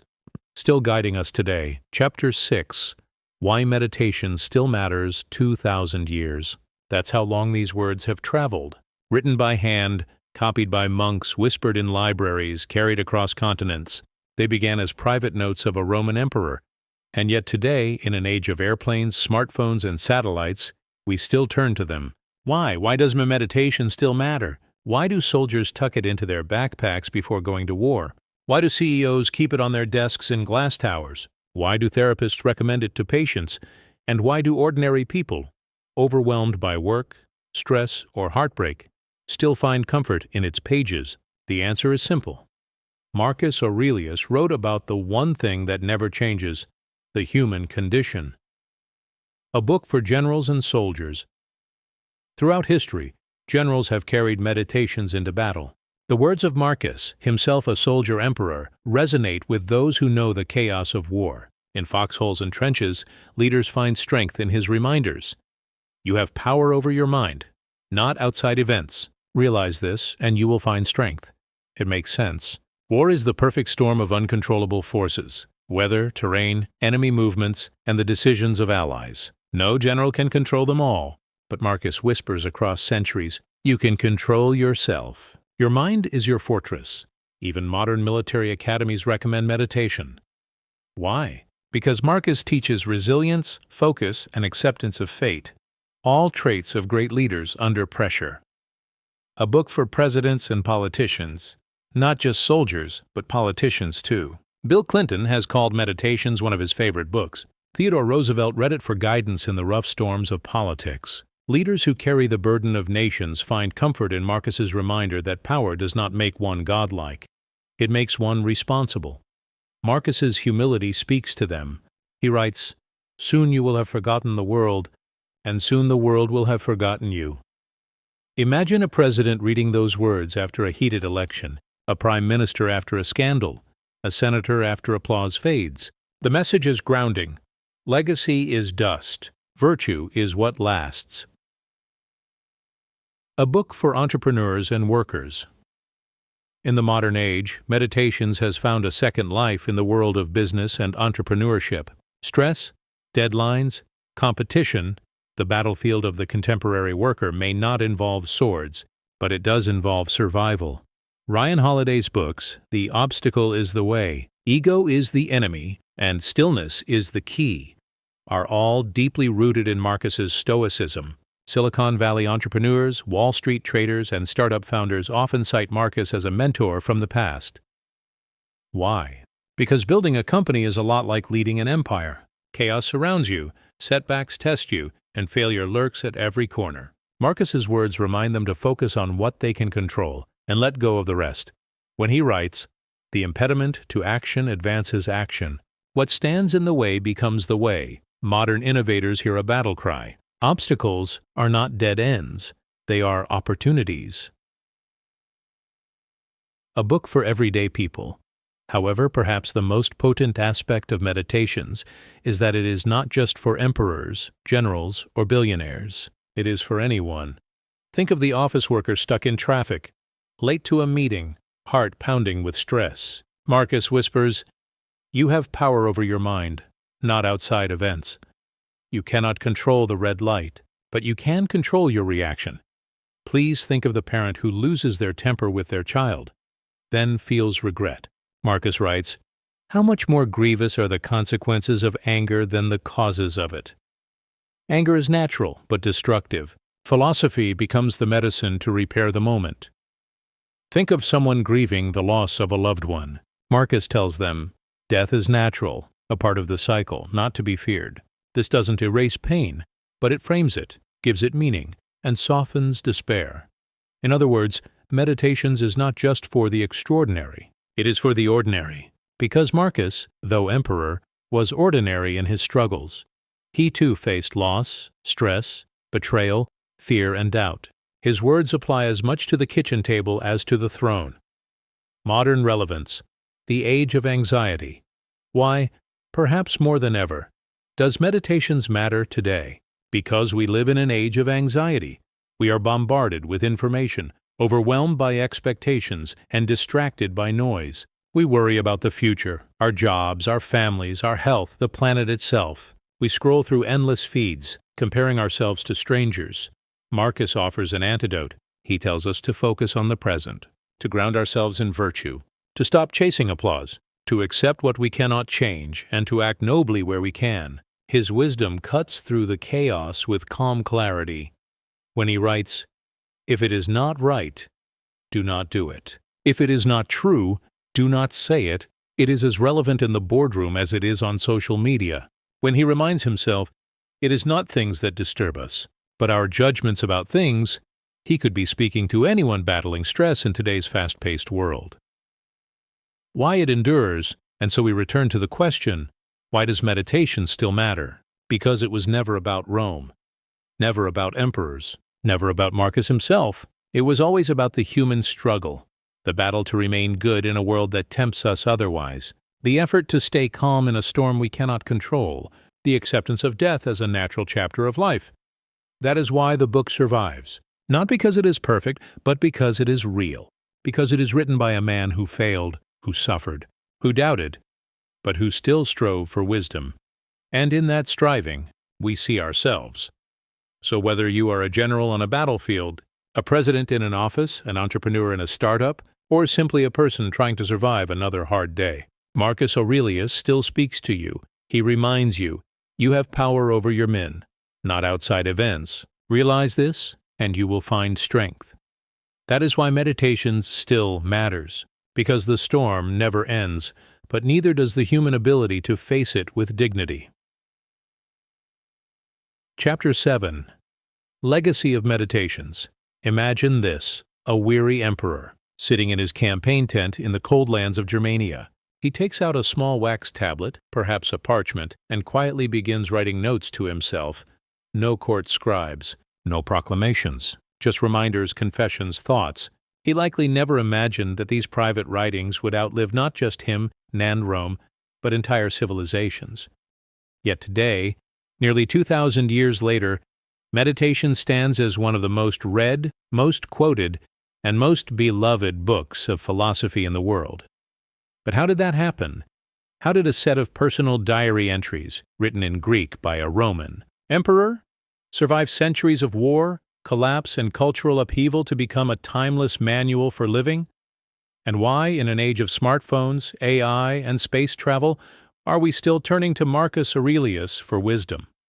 That's the legacy of Meditations. In this chapter, we will explore how this fragile book has made its way through history, shaped minds during the Enlightenment, and now, in the 21st century, has become a global guide to resilience and meaning. Survival against all odds first. Let's remember, Marcus Aurelius never published his writings. He didn't call them meditations. In fact, he never even titled them. Scholars believe he simply labeled his notes to himself, a kind of private journal. After he died in 180 CE, there was no official effort to preserve these notes. Rome at this time was entering a period of decline. Political instability, economic trouble, and external threats meant that the empire's priorities weren't to preserve the musings of a dead emperor. So how did the text survive? The answer lies in the dedication of scribes and monks in later centuries. Manuscripts of meditations were copied, sometimes secretly, by scholars who recognized their value. Unlike the speeches of Cicero or the histories of Tacitus, Marcus's notes were never widespread in antiquity. Instead, they quietly lingered, passed hand to hand, preserved in monasteries and libraries. One surviving manuscript, the Codex Palatinus, dated to around the 10th century, has become one of the key sources for modern editions. Without the careful work of those anonymous scribes, Marcus Aurelius's words might have been lost forever, scattered like dust in the ruins of Rome. The survival of meditations is itself a lesson in Stoicism. Fragile, vulnerable, yet enduring through persistence and chance. Rediscovery in the Renaissance. For centuries, meditations was little known outside scholarly circles.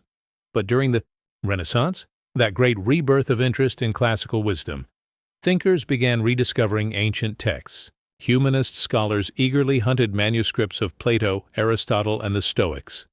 Marcus Aurelius fit perfectly into this new world. Here was an emperor who lived not by power alone, but by philosophy. Renaissance rulers always seeking to balance politics with virtue found in Marcus a model of leadership grounded in humility. In the 16th and 17th centuries, meditations began circulating in printed editions. Latin translations made it accessible across Europe, and soon Marcus's words were echoing in the courts of kings and the studies of philosophers. Influence on Enlightenment thinkers. By the time of the Enlightenment, the meditations had firmly taken root. Thinkers like Montesquieu, Diderot, and even Thomas Jefferson admired Marcus Aurelius. Jefferson, in fact, owned multiple editions of meditations and often carried them with him. Why did Enlightenment thinkers love this book so much? Because Marcus represented reason, virtue, and the universality of human dignity. He embodied the idea that even absolute rulers should be accountable to morality and reason. In France, where absolute monarchy often clashed with ideals of justice, Marcus became a symbol of the philosopher king, proof that power and wisdom could coexist. In America, where New Republic sought guidance for ethical governance, Marcus's words about justice, duty, and the common good resonated deeply. The Enlightenment celebrated reason, and Marcus Aurelius had been reasoning with himself centuries earlier, trying to tame pride, anger, and despair with calm, rational thought. In this way, Meditations became more than an old book. It became a bridge between antiquity and modernity. The modern revival fast-forward to the 20th and 21st centuries. 2,000 years after Marcus wrote his private reflections, Meditations is now a global bestseller. Why? Because the struggles Marcus faced are timeless. Stress, anger, death, betrayal, the feeling of being overwhelmed by responsibilities, the craving for peace in a chaotic world. Whether you're a Roman emperor or a modern worker, these struggles don't change. That's why modern generals and presidents, from Bill Clinton to James Mattis, have cited Meditations as essential reading. Clinton said he read it every year. Mattis carried a copy with him on military campaigns. Entrepreneurs, athletes, and everyday people quoted in moments of crisis. And in the age of Instagram and YouTube, Meditations has become one of the most shared books online. Search for Stoic quotes, and you'll see Marcus Aurelius everywhere. You have power over your mind, not outside events. Realize this, and you will find strength. The happiness of your life depends upon the quality of your thoughts. Waste no more time arguing about what a good man should be. Be one. These words, written in the solitude of a Roman tent, now reach millions across the globe daily. Number 5. Meditations as self-help. It's no coincidence that meditation sits on the same shelves as modern self-help books. Authors like Ryan Holiday, The Obstacle is the Way, The Daily Stoic, have directly revived Stoicism for a contemporary audience. Holiday himself often says that Marcus Aurelius is the patron saint of practical philosophy. But unlike many self-help books written for profit, Meditations feels different. Why? Because Marcus didn't write it for us. He wasn't trying to sell wisdom. He wasn't trying to impress readers. He was trying to survive, emotionally, spiritually, in a world of chaos. That honesty is what makes it timeless. When Marcus tells himself not to be angry, we feel his struggle. When he reminds himself that death is natural, we hear not a lecture but a man consoling himself. His vulnerability makes the book stronger than any polished philosophy treatise, and that's why it matters today. In an age of curated perfection, Marcus's raw humanity feels like a rare gift. The most read philosophy book in the world today, Meditations is consistently ranked as one of the best-selling philosophy books in the world. It has been translated into dozens of languages.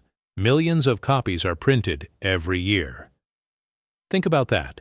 A private notebook, written by a reluctant emperor almost 2,000 years ago, is now shaping minds from New York to New Delhi, from soldiers in deserts to students in classrooms. It has outlasted empires, religions, and ideologies. It has traveled further than any Roman legion ever did. In a sense, Marcus Aurelius achieved what few emperors could: immortality, not through conquest, not through monuments, but through wisdom. 7. Closing reflections. And so we return to that image. The emperor, alone in his tent, scribbling lines he never meant to publish. He had no idea that his diary would become one of history's most treasured books. He had no idea that enlightenment, philosophers would praise him, that American presidents would study him, or that YouTube creators centuries later would be making videos about him. And maybe that's the secret. Perhaps the reason Meditations feels so real, so raw, so powerful, is precisely because Marcus didn't write it for us. He wasn't performing. He wasn't posturing. He was just a man, flawed, struggling, trying to be better. That's why we believe him. That's why we return to him. That's why, 2,000 years later, Marcus Aurelius is not just remembered as an emperor, but as a guide for the human soul. Final thought. Marcus never wrote for us, but perhaps that's why it feels so honest. The private journal of a man who never wanted to be emperor, but chose to be a philosopher.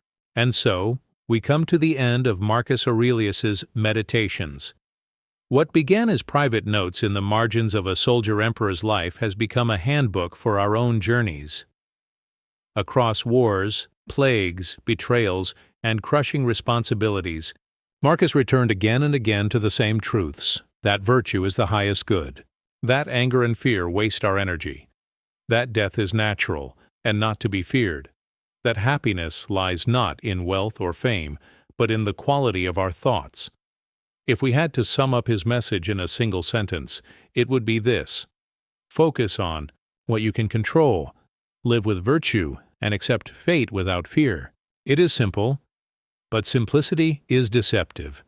To live by these words is to wage a daily battle against impulse, distraction, and despair.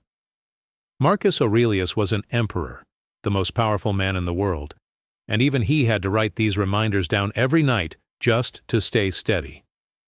So, if you sometimes feel weak, anxious, or uncertain, remember this: you are not alone. The man who ruled the Roman Empire felt the same, and he chose philosophy, not conquest, as his shield against chaos. That is why Meditations still matters. Because a god, or a prophet, or a flawless sage do not write it. It is written by a human being, flawed, fragile, trying, and if Marcus could find peace amidst plagues and war, then perhaps we too can find peace in our daily struggles, a glimpse toward what's next. But Marcus was not the only Stoic to leave us such a legacy. In fact, another Stoic voice has survived the centuries, a voice very different from Marcus's. Marcus was an emperor, but the next writer was not. He was a senator, a tutor to emperors, a man of immense wealth who ultimately faced death at the hands of the very power he once served. His name was Lucius Annius Seneca. Seneca's masterpiece is not a diary like Meditations, but a collection of personal letters written to his young friend Lucilius. In these letters, Seneca speaks with warmth, humor, and a sense of urgency. He knows his time is running out. He writes not as a ruler commanding armies, but as a man preparing for death, and leaving behind the lessons of a lifetime. If Marcus teaches us how to endure the burdens of power, Seneca teaches us how to live and die with wisdom. So in our next journey, we will step into the world of letters from a Stoic. Letters that still feel as if they were written yesterday. Letters that remind us that philosophy is not just for emperors, but for every human being who must face life's trials. Let us end with one last gift from Marcus himself, words he wrote not for the world, but for his own heart. Words that remind us of where strength truly lies. You have power over your mind, not outside events. Realize this, and you will find strength. The emperor who ruled the world could not control fate, but he could control himself. That is his true legacy, and that is the challenge he leaves for us. This has been Meditations by Marcus Aurelius, a book not meant for us, and perhaps that is why it speaks to us so clearly.